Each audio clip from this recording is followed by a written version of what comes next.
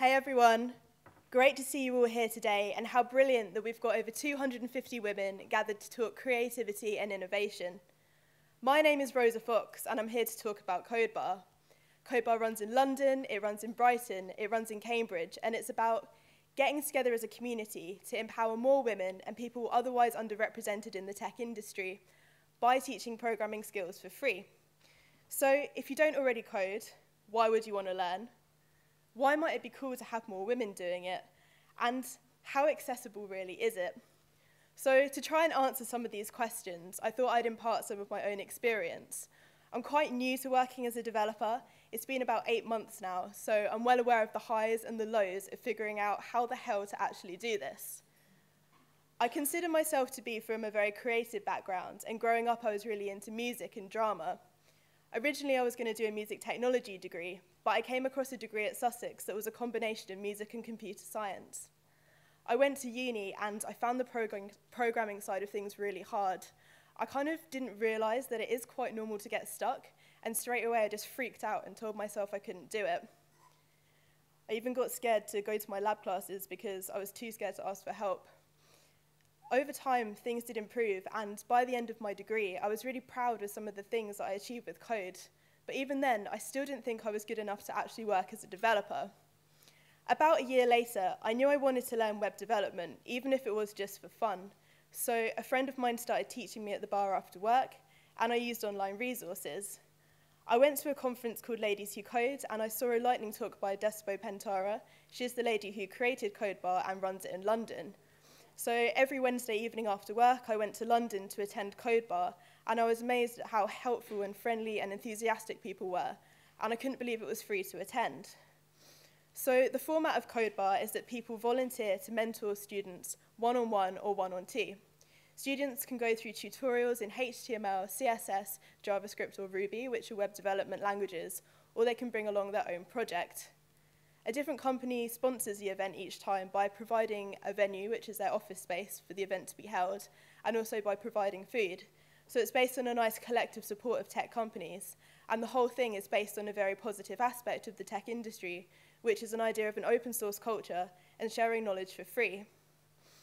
I met my boss at a day workshop that he ran for Codebar students. I started as a paid intern, and then I stayed on as a developer. Now I work as a developer, I feel like I'm always learning, I never get bored, I'm always being pushed above my limits, and I have more confidence in myself. So why might you want to learn to code? Well, coding is something that intersects with many avenues and interests. People have the opportunity to converge their expertise and make breakthroughs left, right, and centre because computers can do things a lot faster than humans can. It really feeds into this idea of making and creating. The sole purpose of writing code is to make something, it's to create something, it's to make something happen. It's an industry that's moved forward very quickly due to an idea of collaborating and sharing ideas. It's not just about sitting in the corner and never seeing the sunlight. It would be great if there was a more universal understanding of coding, and it's important to know that to learn to code, you don't necessarily have to want to work as a developer. I think having some understanding of coding can be very beneficial in other roles within digital. And it's empowering because if you've got an idea, you can just make it. You don't have to rely on someone else.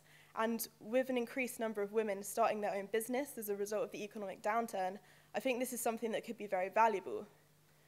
So if this is a creative and innovative and challenging, often well-paid, exciting job, why are less than 15% of developers women? This isn't really a question with one straight answer. Maybe it's how we've been conditioned from a young age. For me, it was confidence and questioning my ability. Maybe it's the glass ceiling effect, though from talking to recruiters, it sounds like they would like more women to apply, but often they don't put themselves forward. Maybe this is due to a perception of a certain environment that they don't want to work in. But if all this is the case, I feel like the only way it's going to change is if more talented women put themselves forward. From talking to people that come to Codebar, I think it is mostly a fear of the unknown, people not giving it a go and realizing that it is accessible. So if this figure stayed at 15%, the world would keep turning, but we don't just want men to have a say in the world of tomorrow. We make up 50% of the population, and that's a lot of women that aren't building up skills to have more opportunity to innovate and create in the digital age. And I think this is a shame because I do think that pretty much anyone can learn how to do it. So how accessible really is it? Well, it's like learning any new skill. You need to start small, you need to practice, and have someone to help you. So Codebar has been set up to be a nice environment to build up skills and confidence. We've been running it once a fortnight since May, and from October we're going to start running it weekly. It's something that really, really helps me, which is why I want to start running it down here to help more people here. So I'm basically here to spread the word in the hope that people here might want to come to Codebar and do some coding. You don't need any prior knowledge of coding, and you can come along and learn how to make a website from scratch.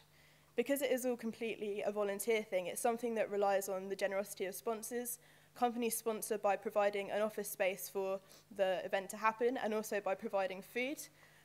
Our workshops next week are in Brandwatch in Brighton and Twitter in London. So if you're a company and you feel that you could help us out by sponsoring an event, as we're moving to weekly, it's something that we really appreciate, and it really helps build an inclusive and diverse community. If you want to come along as a student or a mentor, this is the website to go to, codebar.io.